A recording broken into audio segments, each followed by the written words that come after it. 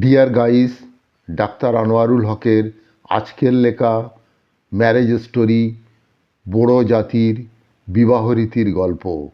গোধূলির আলোয় লস্কর পরিবারের বসার ঘরে আজকের আড্ডার বিষয় ভারতের বিভিন্ন উপজাতি সমাজের বিবাহ রীতি। তিন ভাই বোন অনিক, আঁখি আর ইরাগ চায়ের কাপ হাতে নিয়ে গল্পে মগ্ন।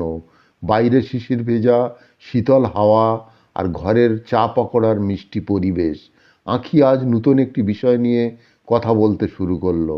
দাদা, আঁখি বলল, তুমি কি জানো ভারতের বড়ো উপজাতির বিবাহ রীতি কতটা আলাদা?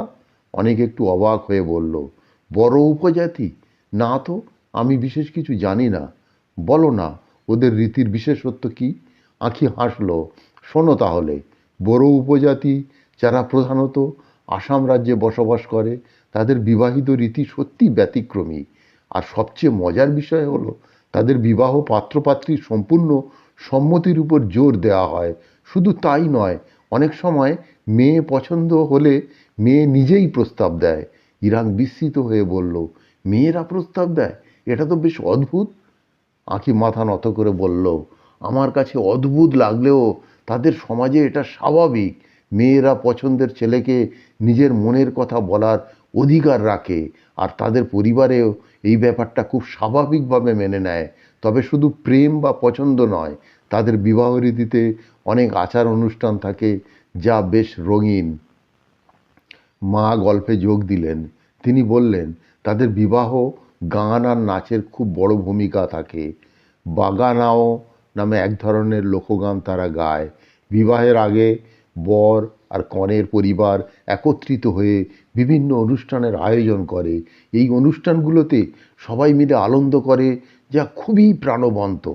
অনেক বলল, এগুলো শুনে তো মনে হচ্ছে তাদের বিবাহ শুধু দুজনের নয়, পুরো পরিবারের উৎসব।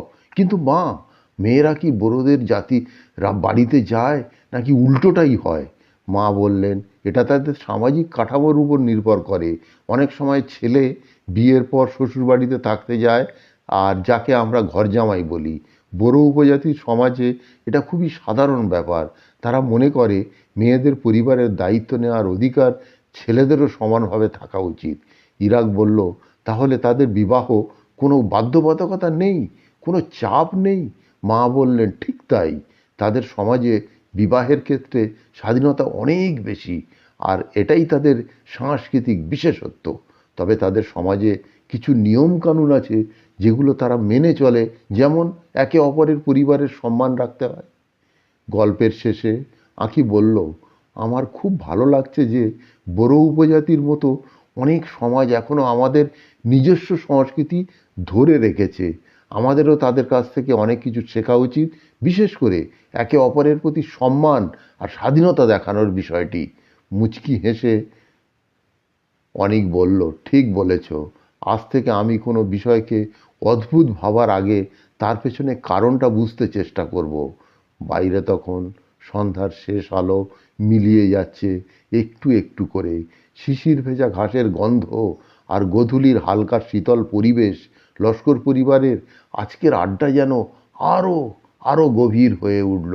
তো সুপ্রিয় দর্শক, আজকের এই ম্যারেজ স্টোরি ডাক্তার আনোয়ারুল হকের লেখা বড়ো উপজাতিদের বিবাহ রীতির গল্প যদি আপনাদের ভালো লেগে থাকে, এই রকম গল্প নিয়মিত পাওয়ার জন্যে চ্যানেলটিকে সাবস্ক্রাইব করে রাখুন, আর ভিডিওটিকে লাইক ও শেয়ার করুন। ভালো থাকুন, সুস্থ থাকুন।